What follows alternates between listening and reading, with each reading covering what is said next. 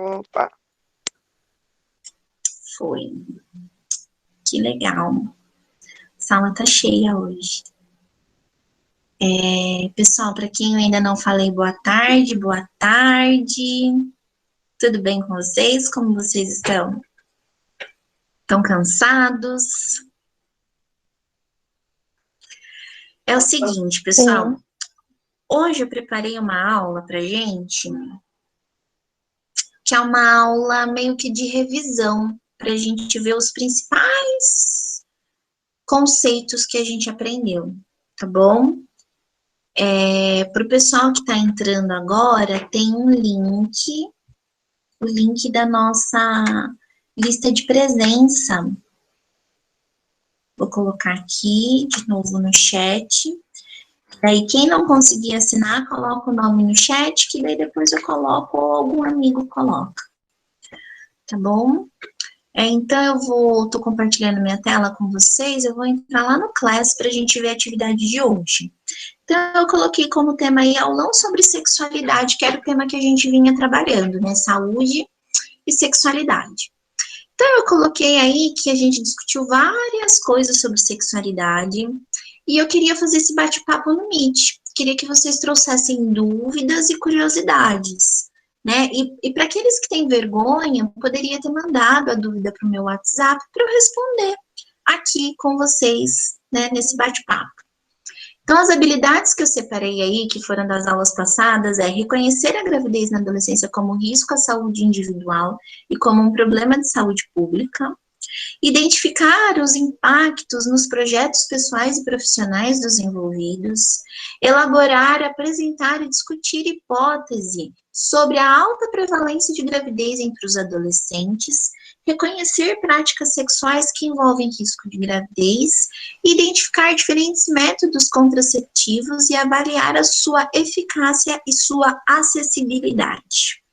E daí, para finalizar toda essa discussão, eu propus de vocês construírem um mapa mental com todo esse assunto que a gente estudou. Então, envolvendo o aparelho reprodutor, envolvendo gravidez na adolescência, métodos contraceptivos, certo? Então, vocês teriam que montar esse mapa mental e anexar foto ou arquivo para aqueles que optarem por fazer no Canva, né, de forma digitalizada, mandar então para mim aqui nessa atividade. Ok? Nossa, tá super alto aqui meu celular, baixei. Então, vamos lá, pessoal. Abri a aula. Alguém tem alguma dúvida sobre o assunto? Gostaria de perguntar alguma curiosidade? Pode escrever no chat, se preferir, ou se quiser falar aqui. Alguém tem alguma dúvida?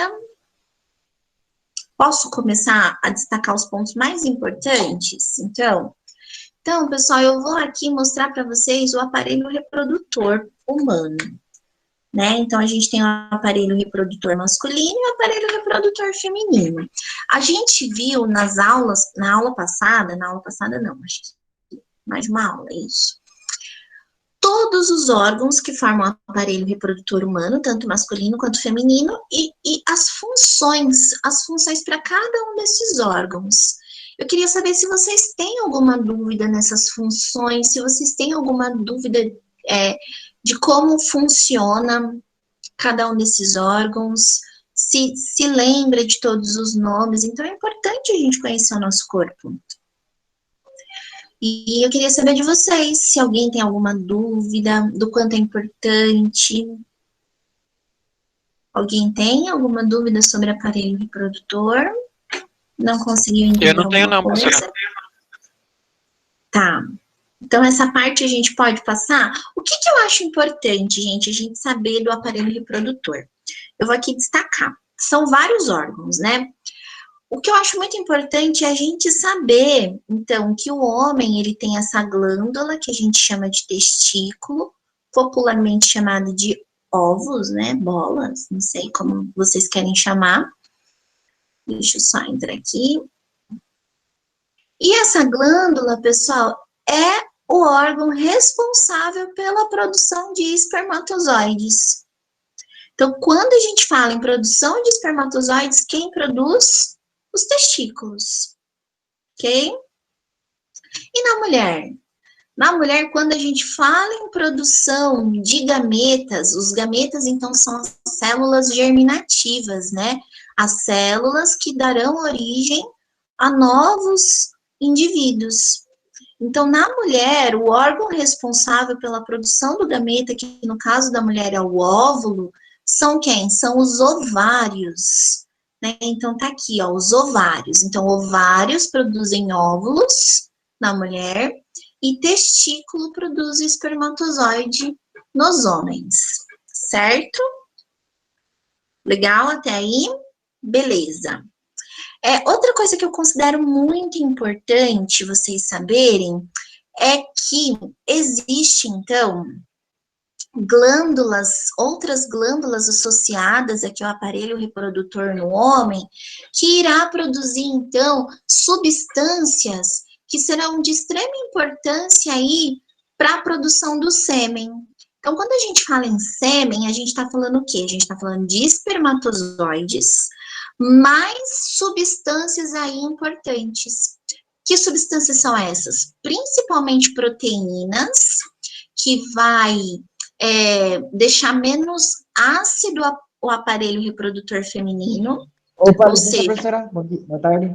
o espermatozoide, ele vai aumentar a sua capacidade de sobrevivência, porque essa substância proteica vai deixar o ambiente menos ácido.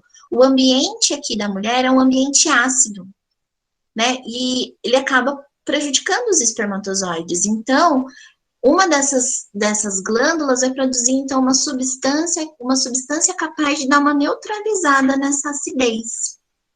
E a outra vai produzir o quê? Vai produzir açúcares para nutrir o espermatozoide.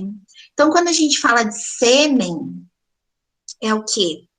É os espermatozoides mais essas duas substâncias, o açúcar e a proteína, tá bom? Isso eu também acho extremamente importante da gente saber o que é o sêmen, não é só espermatozoide, tá bom? Tá. Então, é por conta disso, pessoal, que existe, eu acho que eu não falei nas aulas passadas, o que a gente chama de líquido pré-ejaculatório. Já ouviram falar? O que é o líquido pré-ejaculatório? Ele, então, é um líquido fornecido por essas duas glândulas para limpar esse canal, o canal da uretra. Por quê? Porque o homem, ele ejacula, que é a liberação dos espermatozoides, né, do sêmen, e ele urina pelo mesmo canal.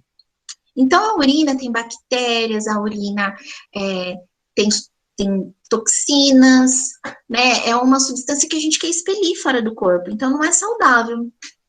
Então, antes do homem ter o orgasmo dele, a ejaculação dele, ele libera, então, esse líquido pré-ejaculatório. E esse líquido pré-ejaculatório é fornecido, então, por essas duas glândulas também, e ele tem a função de limpar esse canal, o canal da uretra, para que na hora do espermatozoide passar, ele não se contaminar com urina. Tá bom? Eu acho que isso eu acabei não falando nas aulas passadas. Então, eu acho que essas são uns pontos importantes. Uma curiosidade que eu sempre acho bem legal é que o testículo, ele fica de uma forma externa ao corpo do homem, né? Então, ele fica aqui no escroto, ou na bolsa escrotal, popularmente chamada de saco. E por que ele fica fora? Ele fica fora porque ele precisa estar numa temperatura menor do que o corpo para os espermatozoides serem produzidos. Então, isso eu acho bem interessante, bem curioso, né? Por isso que ele está do lado de fora do corpo humano. E com relação ao corpo da mulher, uma coisa que eu gosto de destacar é o quê? Que a gente tem um útero aqui, certo? E ao longo do mês, a mulher vai acumulando uma camada nutritiva aqui na parede do útero. O nome dessa camada nutritiva é endométrio. É uma camada nutritiva que vai alimentar o embrião nas primeiras semanas de vida, até a formação do cordão umbilical. certo? E essa substância nutritiva, ela é renovada mês a mês. Então, o corpo da mulher, ele se prepara para receber um embrião. A mulher não foi fecundada, ela não engravidou, o que, que vai acontecer? Esse endométrio, que é esse tecido nutritivo, ele vai então sair do útero em forma de menstruação. Então, a menstruação da mulher nada mais é do que o endométrio, que é esse tecido nutritivo para as primeiras semanas de gravidez aí da mulher, ok? Ah, professora, e por que tem cólica? Então, a cólica é justamente isso, né? O útero, ele é o quê? Ele é uma musculatura. Então, ele precisa expelir esse endométrio para ele formar um novo endométrio. Então, o que, que vai acontecer? Os hormônios femininos vão fazer isso com o útero. Ele é obrigado a ter cólica para expelir, então, né? Colocar para fora todo esse tecido aí velho, todo esse tecido nutritivo, que ele quer refazer o tecido nutritivo. Ok?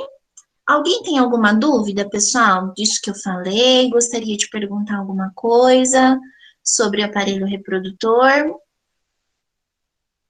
Posso continuar? Vou colocar mais uma vez aqui o nosso link de presença, para quem ainda não assinou. Certo, né? Então, pessoal, o que é a gravidez? A gravidez, então, é quando um espermatozoide encontra o óvulo feminino. Esse processo de união a gente vai chamar de fecundação.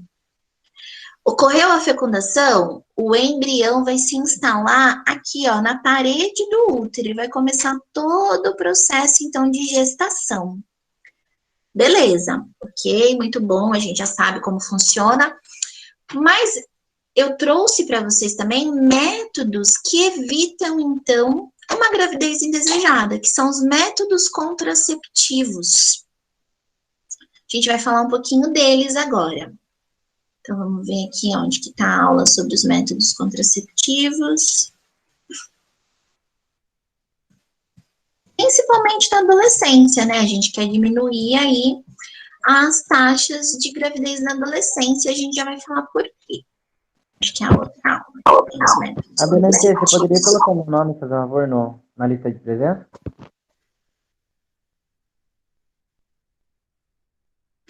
Olá, pessoal. Então, os métodos contraceptivos, né? Então, a gente aí tem alguns métodos. Então, geralmente a gente faz que tipo de avaliação? A gente faz a avaliação da eficácia e da acessibilidade, né? Então, tem alguns tipos. A gente tem o tipo hormonal, que são vários, a famosa pílula, a injeção. Daí tem alguns métodos um pouco mais, como é que se diz? Modernos, né? O adesivo, o anel vaginal, o implante contraceptivo. Então, assim, todos eles fazem o quê? Todos eles, então, têm hormônios, e esses hormônios vão impedir que a mulher ovule. Se ela não liberar óvulo, ela vai engravidar? Então, é isso. Basicamente é isso. Eles têm os hormônios femininos, e quando a mulher passa a tomar esses hormônios femininos, dá uma controlada, uma estabilizada e ela não ovula. Se ela não ovula, ela não engravida. Eu quero destacar aqui que ele colocou como método contraceptivo, mas eu não colocaria como método contraceptivo a pílula de emergência ou a pílula do dia seguinte. Não é um método contraceptivo. Você não pode usar isso para evitar uma gravidez. Você usa isso em caso de urgência, para você não desenvolver a gravidez. Ah, professora, então o método abortivo não é considerado um método abortivo porque você toma até o terceiro dia que aconteceu o acidente. Então, até o terceiro dia, a gente ainda não tem um embrião, a gente tem um aglomerado de células. E a partir do quarto dia que começa a formação do sistema nervoso, e daí o pessoal passa a chamar aquilo de embrião, de um único organismo só. tá bom? E por isso que ela não é considerada, então, abortiva, tá bom? Ah, professora, mas então eu posso tomar sempre? Não, não pode tomar sempre. Quanto mais você usar a pílula do dia seguinte, menos efeito ela vai fazer. Então, não é considerado um método contraceptivo, é considerado um método de contracepção de urgência. Tá bom? Não posso tomar sempre que eu quiser. E daí a gente tem os métodos de barreira física. Como assim barreira física? Então, eu coloco alguma coisa ou no pênis ou na vagina que vai impedir dos espermatozoides entrarem em contato com o óvulo, de alguma forma. E daí a gente tem as camisinhas, tanto a feminina quanto a masculina. A gente tem o diafragma, a gente tem o capuz cervical e tem a esponja. Então, todos eles, esses daqui, né, perdão, não todos eles, mas todos esses daqui de baixo, ó, esses 3, eles serão colocados, então, no colo do útero da mulher, como se fosse uma tampa. Então, se aqui fosse o útero, vocês estão vendo minha mão? Então, né? Se aqui fosse o útero, Sim. é como se eu colocasse uma tampinha assim no útero. Então, eu coloco antes da relação sexual e eu vou retirar depois, acho que, se eu não me engano, de 2 dias da relação sexual. Eu não posso tirar na hora também, né? Então, depois de 2 dias, se eu não me engano, que daí eu vou lá e retiro essa tampa, ok? Que protege o útero, então. Então, conforme eu coloco essa tampa, os espermatozoides vão ficar desse lado da tampa e não vão ter contato, não vão conseguir entrar no útero acima para entrar em contato com o óvulo, tá bom? Por isso que eles são contraceptivos. E as camisinhas também funcionam mais ou menos assim. Então, é um plástico, né? De látex, geralmente, que vai proteger, vai impedir esse contato fisicamente mesmo entre o óvulo e entre os espermatozoides, ok? Alguma dúvida até aqui, pessoal? Posso prosseguir? E daí a gente tem o DIU, que é o quê? Que é o dispositivo intrauterino. Então, o médico vai colocar lá dentro do útero o DIU ou o SIL, que é o hormonal. Né? Então, o que ele vai impedir também? Ele vai criar uma série de mecanismos que vai impedir, então, a gravidez, que a mulher engravide, tá bom? Mas esse método é um método, então, caro, é um método que só o médico vai colocar, ele é longo, então a mulher coloca é porque ela não quer engravidar durante um certo período de tempo. Então, por exemplo, parece que o mínimo que uma mulher fica é 5 anos. A mulher pode ficar mais até com esse método aí. E daí tem os métodos permanentes, que é a laqueadura e a vasectomia. Então, lembrando, vamos ver se tem aqui. Não, não tem aqui. A laqueadura, então, é o corte das trompas e a vasectomia é o corte dos canais diferentes. Então, quando a gente olha aqui no sistema reprodutor, a vasectomia, então, corta aqui os canais diferentes, impedindo a passagem do espermatozoide, de liberar espermatozoide. E a vasectomia é o corte aqui, ó, das trompas, impedindo, então, que o óvulo saia daqui e passe para o útero. Então, esses são métodos contraceptivos definitivos, né? Geralmente o pessoal faz permanente, né? Geralmente o pessoal faz porque não quer ter mais filho, já teve filho. Não quer mais ter filho, ok? E daí tem o método químico aqui, que é o método espermicida, que é uma pomada que ela vai, o quê? Matar os espermatozoides. Ela vai deixar os espermatozoides aí inviáveis, ok? Beleza. E daí a gente tem os métodos comportamentais, que é do corpo. O corpo dá sinais de quando a mulher está ovulando, por exemplo. Mas eles não são confiáveis. Então, assim, é bom a gente conhecer? É bom a gente conhecer. Mas não dá pra gente confiar nesses métodos. Então, os métodos pouco confiáveis é o quê? O coito interrompido. O que é o coito interrompido? A pessoa inicia a relação sexual sem nenhum método contraceptivo e na hora de ejacular, ela tira e ejacula fora da vagina da mulher. Isso é o coito interrompido. Então, é interromper a relação sexual no ato da ejaculação. Tá lembrando que ejaculação, pessoal, é o quê? É o ato de liberar espermatozoides, o que a gente fala popularmente como gozar, tá bom? E aqui a gente tem o quê? A gente tem a tabelinha, que a mulher encontra o período fértil dela, o período que ela vai liberar o óvulo, né? Então, a mulher aqui, ó, ela menstrua, mais ou menos por volta, na metade do ciclo dela, por exemplo, metade aqui lá pelo dia 13, dia 14, ela vai ovular nesses dias aqui. Então, os dias que possivelmente ela vai engravidar. E aqui, opa, perdão, mexeu tudo aqui. E aqui é o restante, então, do ciclo menstrual, que daí tá preparando para receber esse óvulo fecundado. Então, os dias que a mulher pode engravidar são poucos dias, na verdade. São aqui mais ou menos 5 dias. Ele colocou mais dias aqui, mas eu considero um período aí de 5 dias, que é o período fértil, que geralmente é na metade do ciclo feminino. Então, depois, por exemplo, o meu ciclo menstrual é de 32 dias. Qual é a metade de 32 dias? 16. Então, a partir do primeiro dia que eu tenho a minha menstruação, eu conto 16 dias, que é nesse 16º dia que provavelmente eu vou estar ovulando.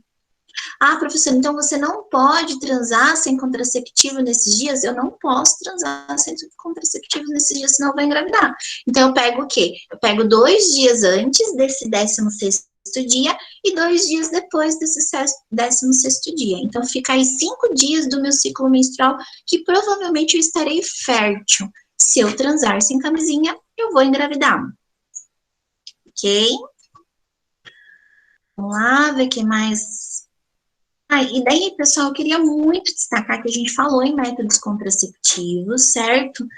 E existe um problema aí que são as doenças sexualmente transmissíveis.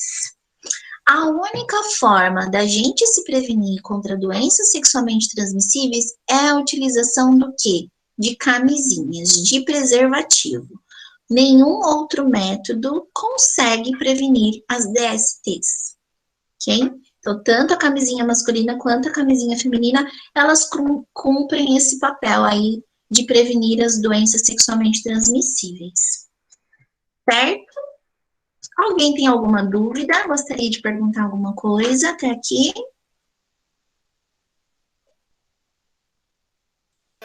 Por enquanto não, professora. Tá. Então, só para a gente finalizar, pessoal, essa discussão, eu queria que ficasse bem claro para vocês o porquê que é perigoso uma menina engravidar na adolescência. Por que é perigoso? A gente já teve essa aula. Então, aqui, ó, gravidez na adolescência, né? Tem um slide tão bom. Deixa eu ver se eu acho ele aqui.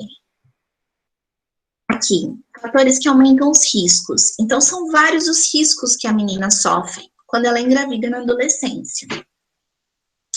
Então, o que acontece? O corpo da menina ainda não está formado, vai haver uma competição por nutrientes, então tem uma altura geralmente inferior, um peso inferior, enfim, pode acontecer aí também nesse sexo sem segurança, as doenças sexualmente transmissíveis.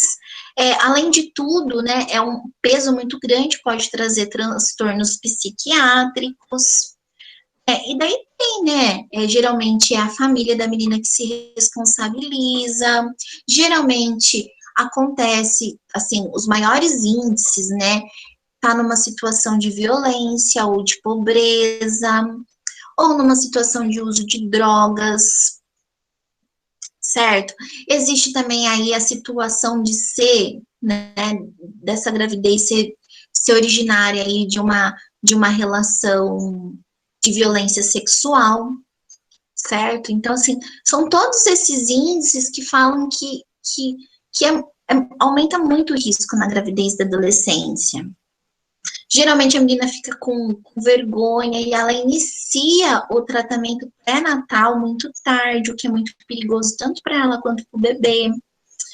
E daí, assim, desproporção pélvica, né? A menina ainda não tem o corpo preparado para gerar uma criança. Então, isso, consequentemente, vai gerar mais complicações. Gera, às vezes, uma necessidade de cesárea, porque, né, a menina não tem a pelve legal para ter um parto. Infecções e tudo mais. Então, assim, gente, gravidez na adolescência é perigoso para adolescente, é muito perigoso para adolescente. Então, por esses e outros motivos, como a gente tem altas taxas de gravidez na adolescência no mundo, né, e mais ainda nos países subdesenvolvidos, isso acaba sendo um problema de saúde pública. Vamos lembrar lá do nosso termo de saúde pública? O que é um problema de saúde pública? É um problema que vai crescendo, vai tomando tantas proporções dentro da sociedade que acaba sobrecarregando o nosso sistema de saúde. Né? Então, por exemplo, tem lá uma adolescente grávida, mas ela não é única. Isso acontece muito, e a gente viu que uma gravidez na adolescência tem muitos riscos à saúde. É claro que aquela grávida, ela vai demandar mais cuidados do que uma grávida em idade adulta. Então, por isso que a gravidez na adolescência, ela é considerada um problema de saúde pública, porque demanda muito mais cuidado, a gente tem altas taxas e acaba, então, aí, sobrecarregando de alguma forma o nosso sistema de saúde. Ok? Se isso não estava claro para vocês, eu espero que agora tenha ficado claro esse problema de saúde pública. E eu queria saber de vocês agora, por que vocês acham que apesar de toda essa informação que a gente tem, de todos esses métodos, as adolescentes continuam engravidando? Não só as adolescentes, né? Os adolescentes também, porque eu considero gravidez algo do casal. Apesar da gente saber aí que geralmente quem fica responsável é sempre a mãe e a família da menina. Então, eu queria saber de vocês, vamos levantar uma hipótese aí. Por que será que, mesmo assim, mesmo com todos os riscos, ainda existem altas taxas de gravidez na adolescência? O que vocês acham? Alguém gostaria de falar? Às vezes é a falta de conhecimento da pessoa, né? Com esses métodos. Eu acredito nisso também, Gabriel. Eu acho que apesar da gente ter bastante conhecimento, esse conhecimento não chega nas pessoas, né? Então, assim, tem vários métodos contraceptivos. Mas será que as meninas sabem usar de forma correta? Porque também não adianta você usar de forma errada, que não vai dar certo, né? Então, tem esse ponto. Então, falta de conhecimento. Alguém gostaria de falar mais alguma coisa? Eu acho que esse é o principal, né? Fala, Camila. Tá me ouvindo? Eu acredito que muitas vão pelo calor do momento, sabe? E sempre aquele negócio, ai, nunca... Não vai acontecer comigo. Entendi, tem isso também. É, tipo isso. A gente sempre acha... Oi? A gente sempre acha que nunca vai acontecer com a gente, né? E pode acontecer sim. Basta ter relações sexuais que você pode engravidar a qualquer momento. Ai, professora, mas é minha primeira relação sexual, imagine. Engravida. Eu conheço muita gente que engravidou na primeira relação sexual. Ok? Mais alguém gostaria de levantar algum ponto? Então, esse ponto que a Camille levantou seria meio que um descuido, né, Camille? Assim, acha que não vai acontecer. Mas alguém gostaria de levantar algum ponto? Eu vou parar de gravar, pessoal, porque senão fica muito longo o vídeo, tá?